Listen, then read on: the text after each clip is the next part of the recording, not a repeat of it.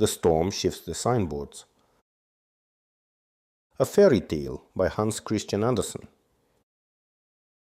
In olden days, when grandfather was just a little boy and wore red trousers, a red jacket, a sash around his waist, and a feather in his cap, for that's the way little boys dressed in his childhood when they wore their best clothes. So many things were different from nowadays. There were often street pageants, which we don't see now, for they have been done away with because they became old-fashioned, but it's fun to hear grandfather tell about them. It must have been quite a show to see the shoemakers move their signboard when they changed to a new guild hall. A big boot and a two-headed eagle were painted on their waving silken banner. The youngest journeyman carried the welcome cup and the guild chest, and had red and white ribbons dangling from their shirt sleeves. The older ones wore naked swords with lemons stuck on the points.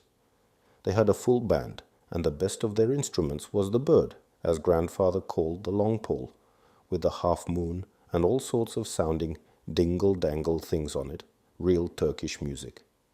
It was lifted up and swung, and it was dazzling to the eyes when the sun shone on all that polished gold and silver and brass.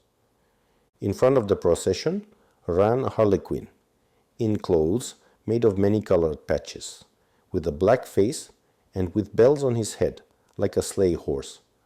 He struck the people with his wand, which made a noise without hurting, and the people pushed against each other to move back and forth. Little boys and girls fell over their own feet, right into the gutters.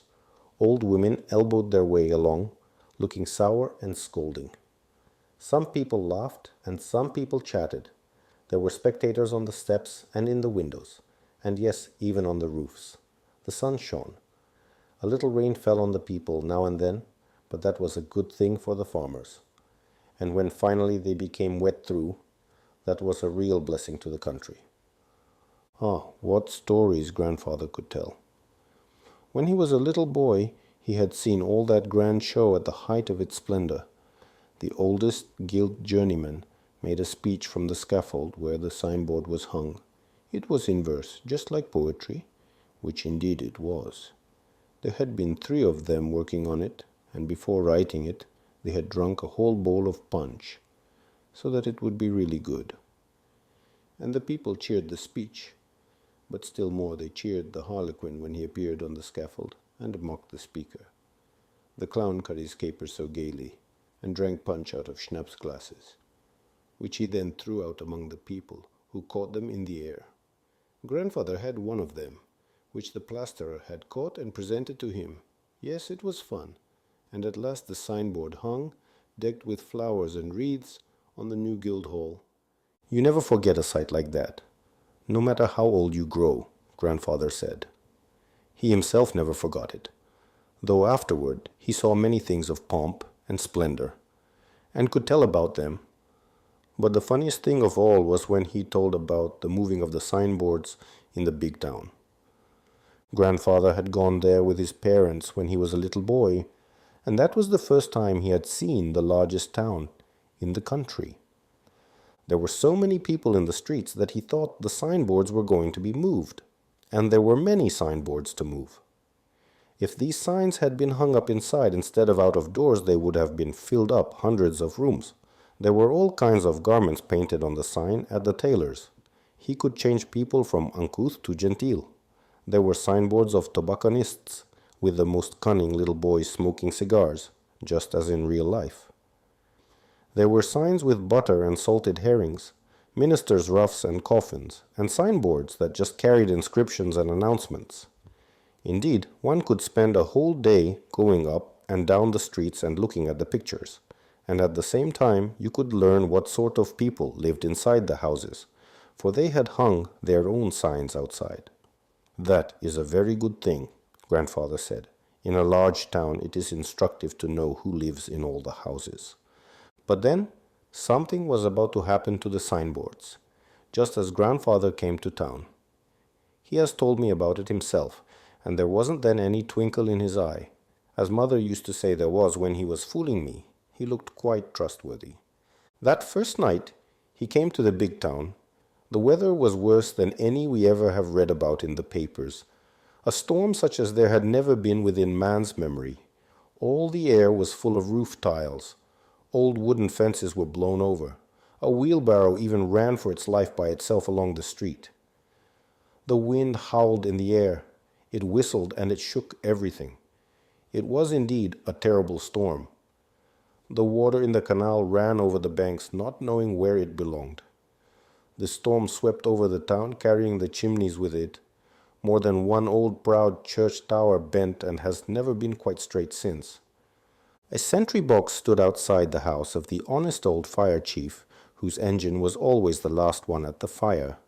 The storm begrudged him that little box and flung it down the steps and rolled it along the street until, strangely enough, it arose and remained upright before the house of the poor carpenter who had saved the lives of 3 people at the last fire.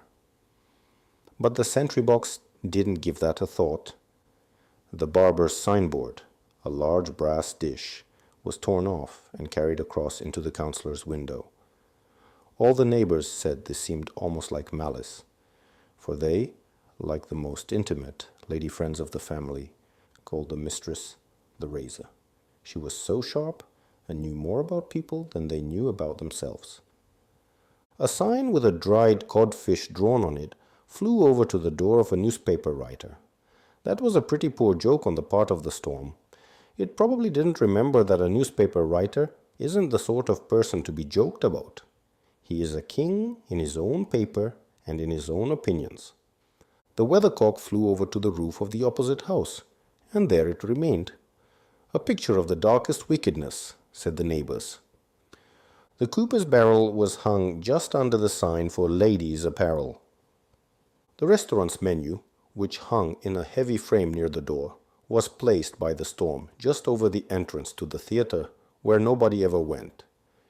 It was a comical program, horseradish soup and stuffed cabbage, but it made people go in. The furrier's fox skin, which was his respectable sign, was hung on the bell pull of the young man who always went to morning church services looking like a folded umbrella, strove for the truth, and was a model young man, said his aunt. The sign "Establishment for Higher Education" was moved to the pool hall, and the establishment itself received a board inscribed, "Babies brought up here by the bottle." This wasn't really witty, only naughty, but the storm did it, and we can't control a storm. It was a terrible night. And by morning, just think, nearly every signboard in town had been moved. In some cases, it was done with so much malice that grandfather wouldn't talk about it. But he laughed inwardly. I could see that, and it is possible he was up to some mischief. The poor inhabitants of the big town, especially those that were not familiar with it, were all mixed up figuring out who was who. They couldn't help it when they judged by the signboards. Some people who thought they were coming to a solemn meeting of the town elders assembled to discuss highly important matters found themselves instead in a school full of noisy boys just about to jump over their desks. There were even some people who mistook the church for the theater, and that was really awful. There has never been such a storm in our days. Only grandfather saw one, and that was when he was a very little boy. Such a storm may never come in our time, but it may in our grandchildren's. And then we must hope and pray that they will keep indoors while the storm shifts the signboards. The storm shifts the signboards.